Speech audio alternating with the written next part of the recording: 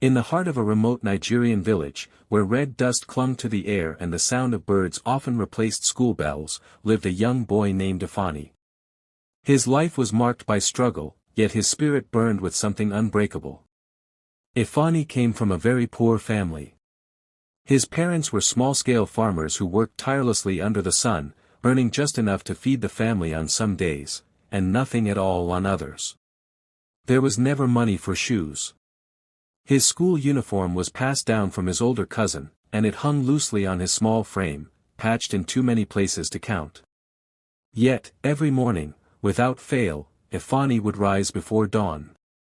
He'd help his parents on the farm, fetch water, and then walk 5 kilometers barefoot to school, gripping a plastic bag that held his books and one dull pencil. When it rained, he arrived soaked. When the sun scorched the earth, his feet burned on the dry ground. But he never missed a day.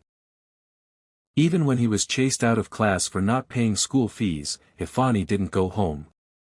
He would sit under a tree near the schoolyard, listening closely, copying notes from friends, teaching himself the lessons he missed. He believed, deeply, that education was his escape. One day, a man came to visit the school. He was a government education inspector sent to check on rural schools. While touring the compound, he noticed a young boy sitting under a mango tree, scribbling on a torn notebook. Curious, he approached. "Why aren't you in class?" the man asked. Ifeanyi stood up, dusted himself off, and replied with quiet confidence. "I couldn't pay my fees. But I still want to learn." The inspector was stunned, not just by the boy's humility, but by his passion. He asked the teachers about Ifeanyi, and everyone had the same thing to say. "He is the brightest student in the whole school, and the most determined." That moment became the turning point. The inspector went back to the city and arranged a full scholarship for Ifeanyi, from primary school to university. He paid for his shoes, uniform, books, everything. Years passed.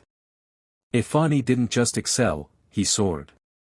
He graduated top of his class in education and went on to become a certified teacher. But unlike many others who left the village to chase city jobs, he came back. He returned to the same school that once sent him away, and became its youngest principal. With his first salary, he built a reading corner. With his second, he started a feeding program for students.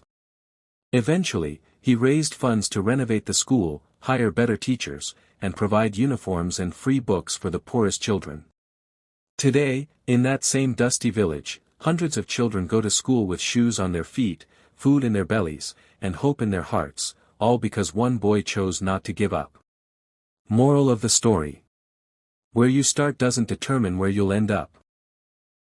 Sometimes, the ones with the least resources are the ones with the strongest drive. If you keep showing up, despite poverty, pain, or rejection, your breakthrough will find you.